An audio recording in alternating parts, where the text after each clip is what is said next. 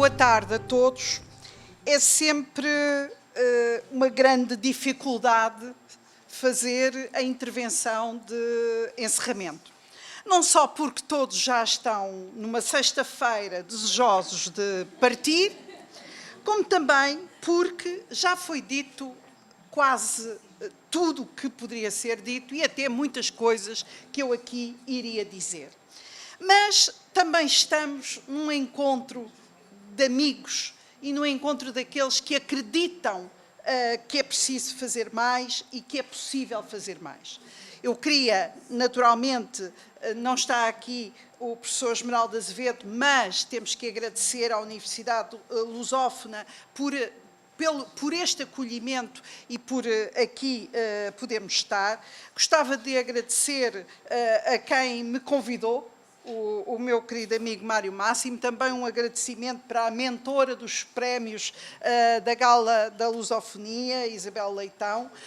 Permitam-me uma palavra muito especial ao engenheiro Ana Coreta Correia, que ainda por cima já me brindou com um doce que é bem a prova de como nós nos encontramos até nos sabores, porque esse era um sabor de Angola, e é verdade, e gostaria de cumprimentar todos aqueles que aqui estiveram e que contribuíram tanto para esta tarde. Eu devo dizer que a minha manhã foi passada também a falar sobre a língua portuguesa num contexto diferente, que foi a de um encontro sobre Macau e a China. E é muito interessante, estamos também a comemorar os 20 anos da transição de Macau para a República Popular da China e também terei a oportunidade de o referir. É muito interessante como a questão da língua portuguesa, e até a certa altura me perguntaram, já na entrevista, se achava que tudo o que estava a ser feito pela língua portuguesa na China não tinha também levado a que Portugal se interessasse mais pela língua. Eu acho que não. Eu acho que, apesar de tudo, e o defendo, se calhar porque também tive responsabilidades, apesar de tudo, Portugal ainda é o país de todos estes que tem feito e que continua a fazer muito pela língua portuguesa. Como disse, muitas das intervenções abordam temas que eu aqui iria também abordar. Como aqui foi dito, e quando me pediram a indicação da minha intervenção, eu propus a geopolítica, não sei se já foi a geopolítica das línguas, ou da língua. E a verdade é que, e foi muito positivo, nós aqui não dissemos apenas aquilo que era o nosso grande sonho de reforço da língua portuguesa. Também referimos aquilo que são os problemas e as grandes fragilidades neste momento da língua portuguesa. Eu, neste momento, que estou numa organização ibero-americana, onde nunca se falou português, é a primeira vez que temos, é uma organização de Estados. Portugal era membro desde 2002, mas a verdade é que não se falava português, não havia português, e o Estado português, precisamente, quis que se abrisse a representação aqui em Portugal com 3 grandes objetivos. E é interessante porque a conversa que fomos tendo tem a ver com isso. Por um lado, também já aqui foi dito, Portugal teve o seu período completamente virado para a Europa.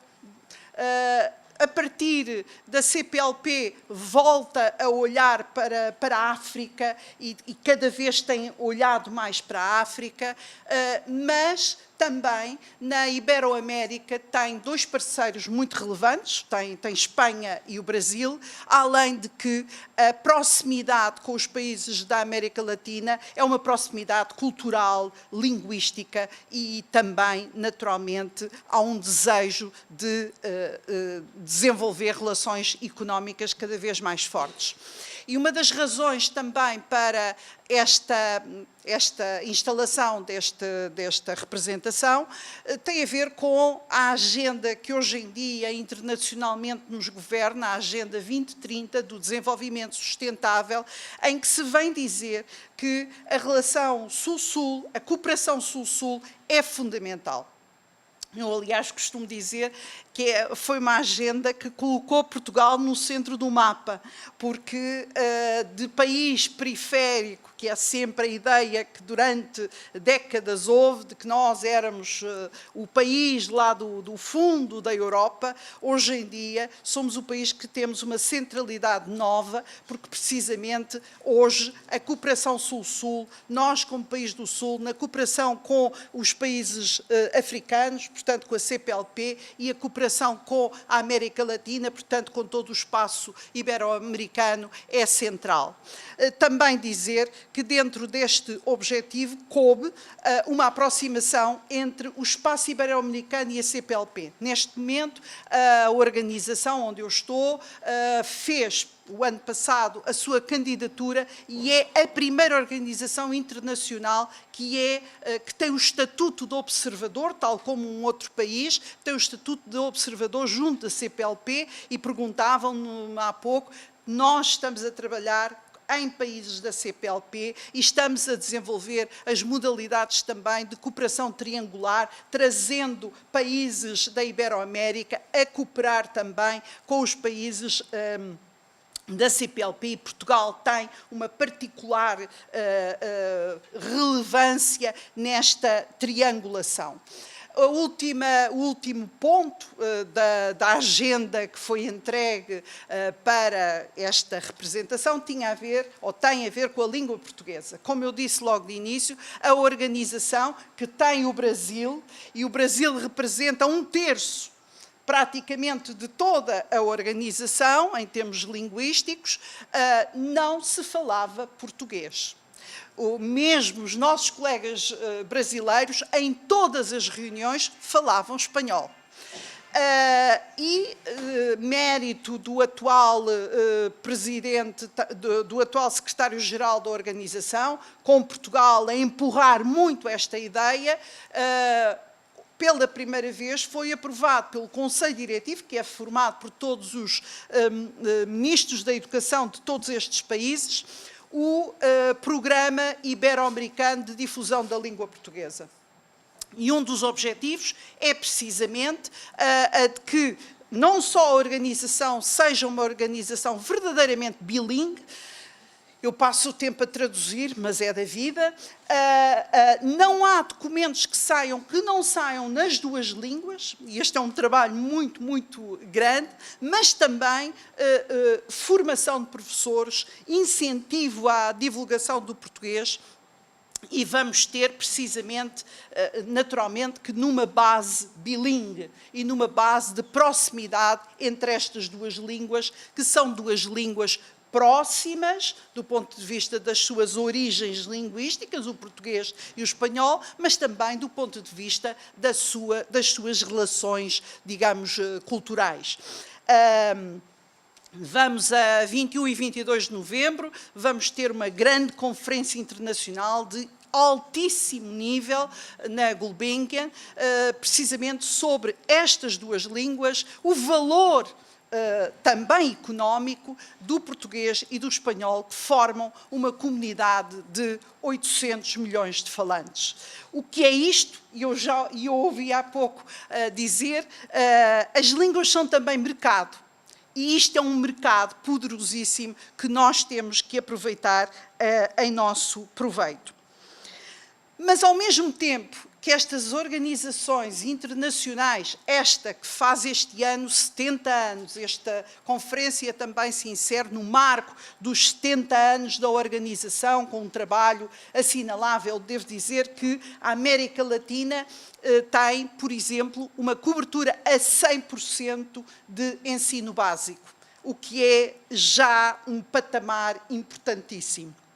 E julgo que há muitas experiências que podemos passar e partilhar entre a CPLP e a Ibero-América. Mas, como disse, esta organização, que nasce depois da Segunda Guerra Mundial, como muitas outras, é uma organização que defende, que pratica o multilateralismo, que nunca trabalha sozinha, trabalha sempre em parcerias, como, aliás, recomenda o último ODS da Agenda 2030, é precisamente o ODS das parcerias.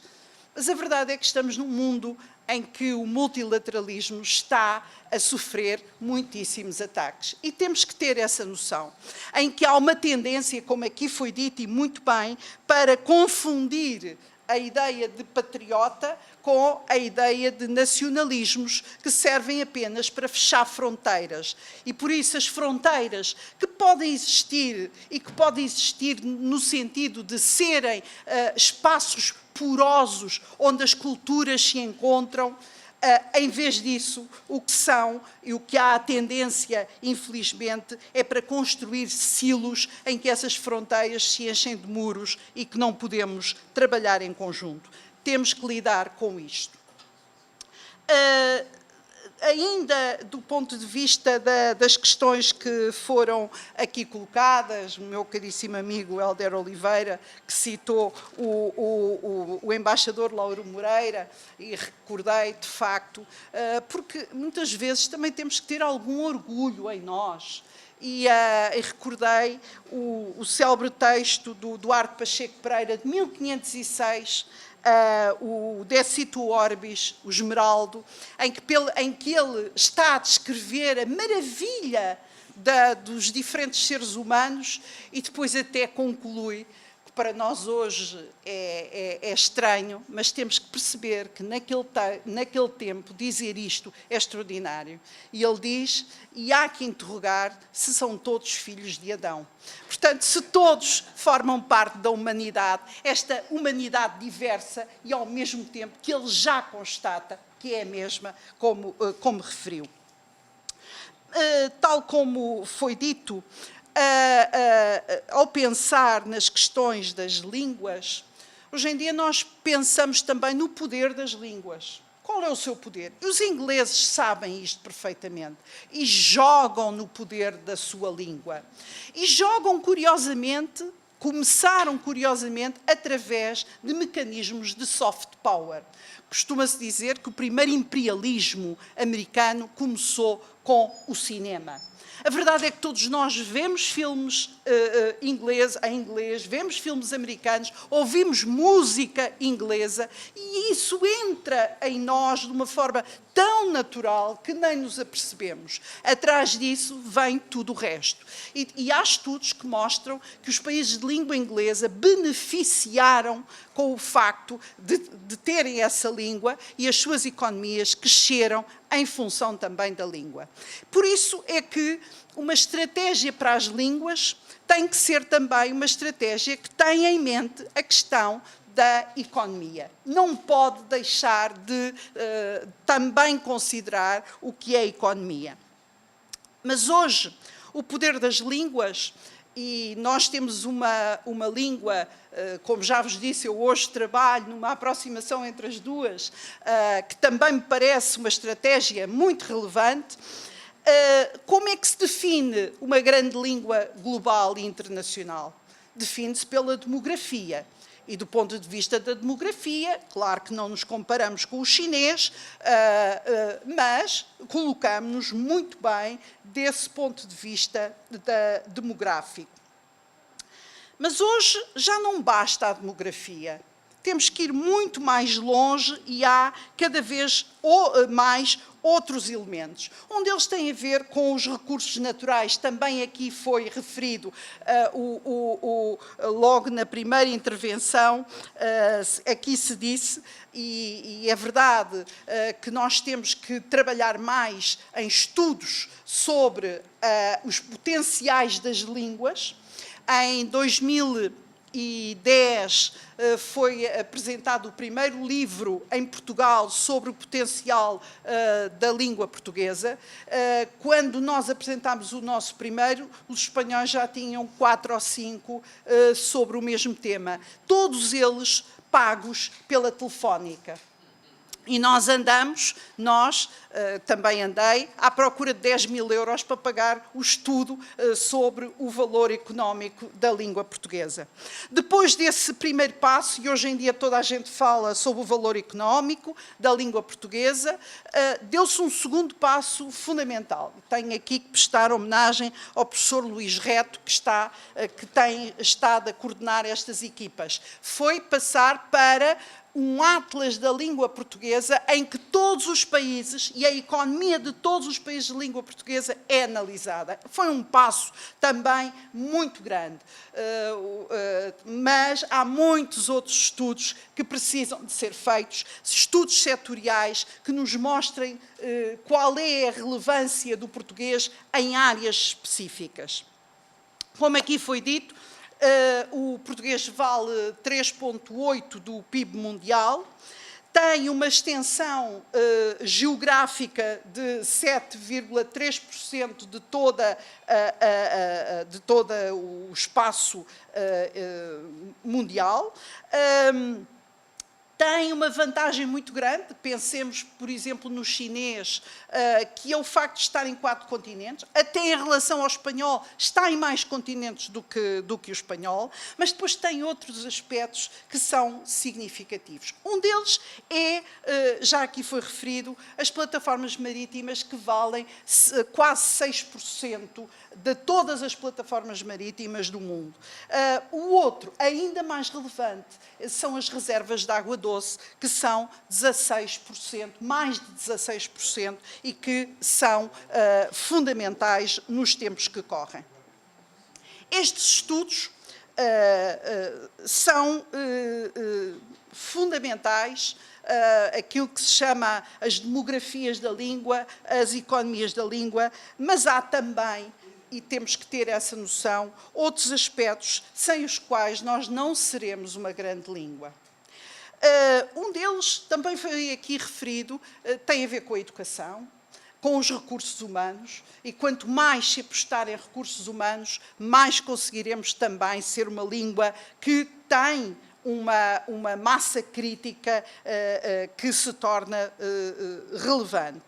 Mas, para além disso, há 2 fatores essenciais, eu diria, para além da economia, para além de uma outra coisa que é fundamental e que estamos a crescer, mas ainda é pouco, que é a presença nos organismos internacionais.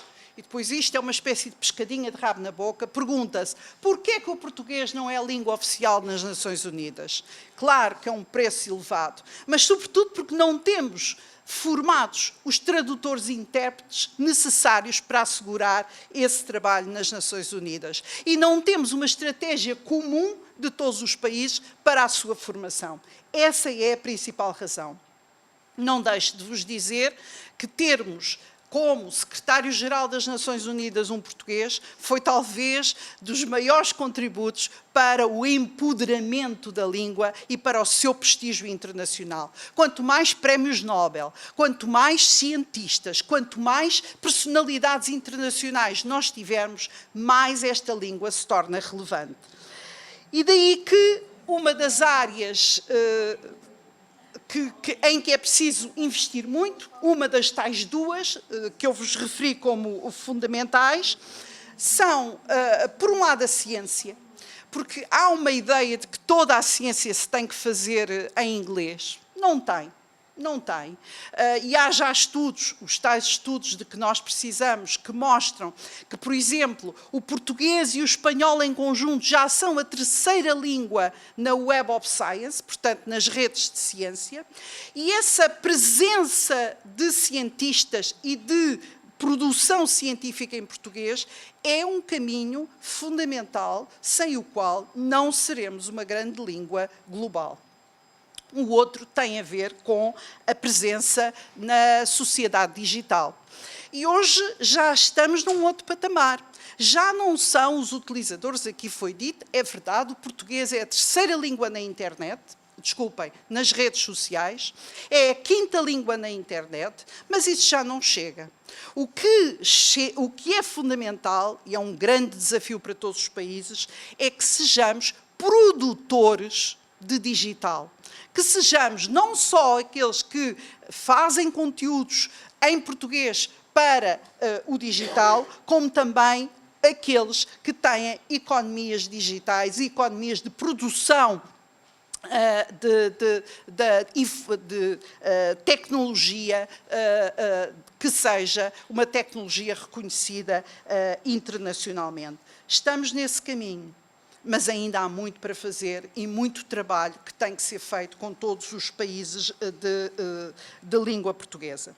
No entanto, há aqui um aspecto que me permito destacar. Bom, hoje, no encontro sobre a China, eu vivi 14 anos na China, em Macau, e a verdade é que em 2002, quando deixei o projeto também da língua portuguesa ali na região, não apenas na China, mas tinha a responsabilidade desde a Índia até ao Japão, mas na China só tínhamos 3 universidades onde se ensinava português. Em Pequim, em Xangai, em Pequim havia 2, em Xangai eram 4, porque havia também uma em Cantão.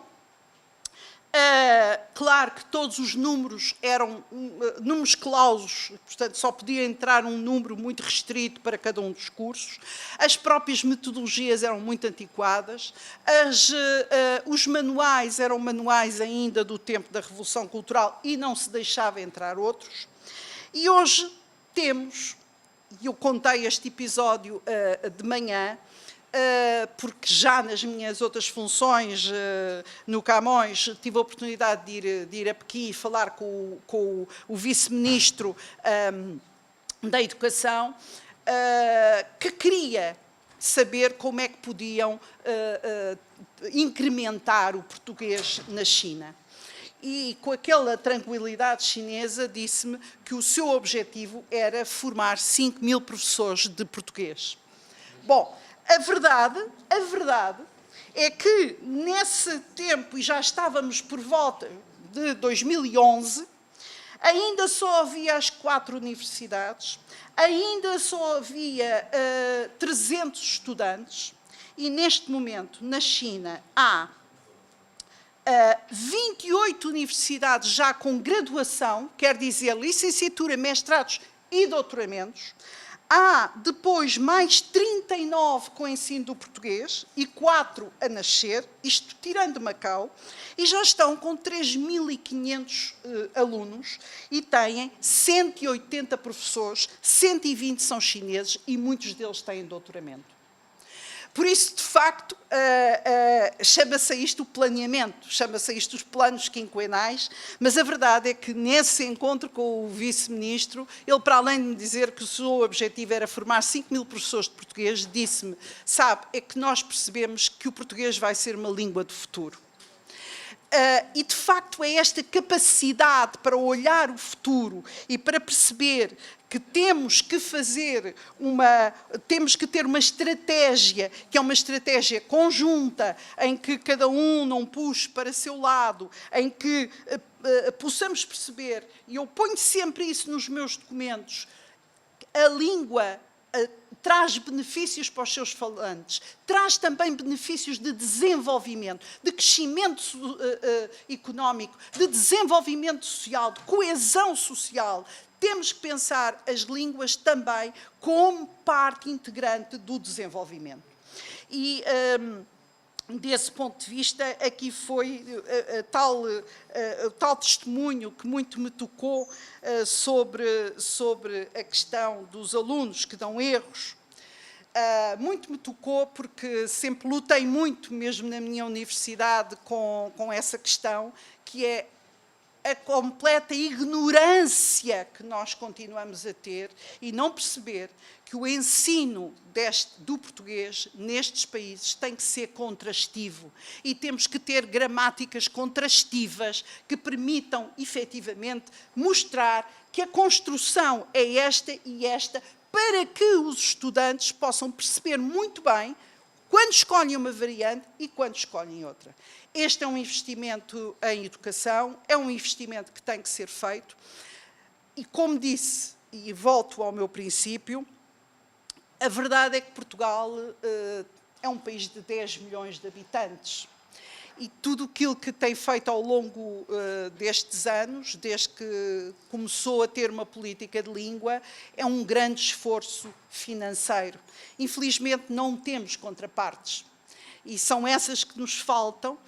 Há agora o anúncio por parte do Brasil da criação do Instituto Guimarães Rosa, que seria o congénere do Instituto Camões, e precisamos desses institutos. Precisaríamos de institutos em todos estes países, para além do trabalho do ILP, mas também todos estes institutos trabalhando em conjunto por políticas comuns. Finalmente, para mim foi um grande passo, que não está a ser tão continuado como eu gostaria, o plano de ação para a internacionalização da língua portuguesa. Foi em Brasília que pela primeira vez esse plano de ação foi elaborado e digamos que se transformou numa política de língua de todos os países que subscreveram. A seguir fez-se, passado 3 anos, em Lisboa, precisamente sobre a questão da ciência e tecnologia e as indústrias culturais e criativas, e a seguir fez-se em Dili, e nós esperamos que Cabo Verde possa efetivamente realizar também esse encontro, porque são importantes para se ir vendo as evoluções, mesmo que seja para dizer que continuamos no mesmo ponto, mas para lembrar que é preciso avançar. Mesmo última frase. Mas há uma coisa que me deixa muito feliz. É que quando hoje nós pensamos nas competências para o século XXI, quando pensamos que o mundo do trabalho vai se alterar muitíssimo, curiosamente, os trabalhos que se fazem internacionalmente, não são as competências digitais as mais importantes. O mais importante são as competências pessoais. O mais importante é a capacidade de nos interrelacionarmos, é a capacidade de sermos criativos e é a capacidade de dialogarmos. E, de facto, isto nós, como comunidade, temos. Por isso, temos todas as condições para, nas competências para o século XXI, podermos aprender o resto, mas valorizar muito estas que muitos outros não têm. Muito obrigada.